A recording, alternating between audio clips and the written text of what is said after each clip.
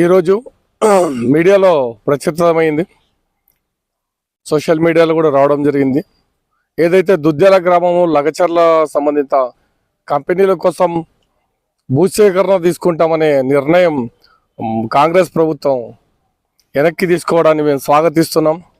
రైతుల పట్ల ప్రేమానురాగాలు ఉండాలని చెప్పి గత కొన్ని రోజుల క్రితం నేను కూడా జిల్లా కాంగ్రెస్ పార్టీ అధికార ప్రతినిధిగా, అలాగే ఒక న్యాయవాదిని, మంచిగా కాదు అని చెప్పడం జరిగింది.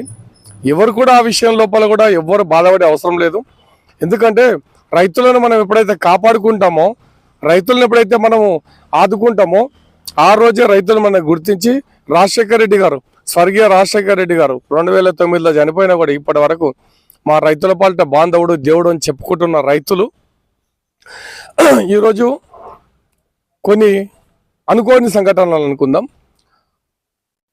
ఆ తోపులాట కానీ, భూసేకరణ గురించి వెళ్ళిన రోజు కానీ, వాటి విషయంలో పెద్ద పెద్ద కేసులు పెట్టి ఏమంటారు రైతుల పట్ల దాస్తికాలు ఇవన్నీ చూస్తుంటే నాకే సొంత పార్టీలో ఉన్నా, అధికార పార్టీలో ఉన్నా, నాకు మనసు చాలా తీవ్ర వేదనకు గురైంది. ఎందుకంటే నీతులు చెప్పడం చాలా సులువు, దాన్ని పాటించడం చాలా గొప్ప. రైతు బాంధవుడు అంటని చెప్పేసి గౌరవ రాజశేఖర రెడ్డి గారిని, స్వర్గీయ మాజీ ముఖ్యమంత్రి గారిని ఇప్పటికీ జనాలు యాద్ చేస్తున్నారంటే వారు చేసిన సంక్షేమాల గురించి ఆలోచించాలి.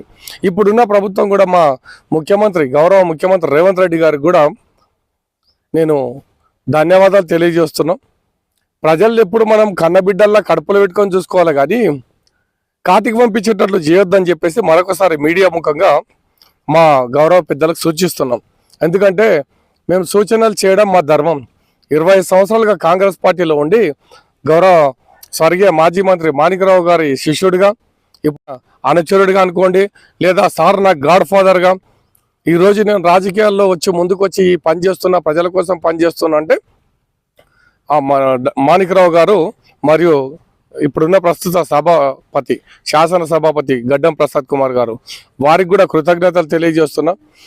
వారి దృష్టి కూడా ప్రభుత్వ పెద్దలు రాజశేఖర్ను గట్టిగా మాట్లాడిన ఇట్లా అంటే వ్యక్తుల గురించి, వ్యక్తులు ఎప్పుడైతే తప్పు చేస్తారో పార్టీలో వాళ్ళ గురించి మాట్లాడడమే కాదు, ఇంట్లో విననప్పుడు బయట చెప్తాం.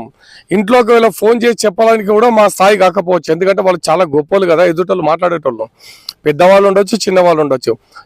తప్పు అని ఎత్తి చూపెట్టడం వరకు నా ధర్మము. ఒక లాయర్గా, జిల్లా కాంగ్రెస్ పార్టీ అధికార ప్రతినిధిగా నాకు కన్నతల్లి లాంటిది కాంగ్రెస్ పార్టీ అని చెప్పేసి, పార్టీలో మనం ఎవరు చెడ్డ పేరు తీసుకొచ్చినా దాన్ని ఎప్పటికప్పుడు నేను ఖండిస్తూ లేదా వారికి సూచనలు చేస్తూ పార్టీని ముందుకు తీసుకుపోయి ప్రజల్లో సంక్షేమ పథకాలు వచ్చేటట్టుగా ఆ విషయంలో కూడా ప్రశ్నిస్తూనే ఉంటాం. ఎవరికి తలంచే ప్రసక్తి లేదు. ప్రజలకు మనం ఇచ్చిన 6 గ్యారంటీల్లో తప్పకుండా ఒక్కొక్కటి ప్రజలకు త్వరితగతిన చేరుకునే విధంగా కూడా ప్రభుత్వం చర్యలు చేపడుతుందని చెప్పేసి నేను ఆశిస్తూ ముగిస్తున్నాను.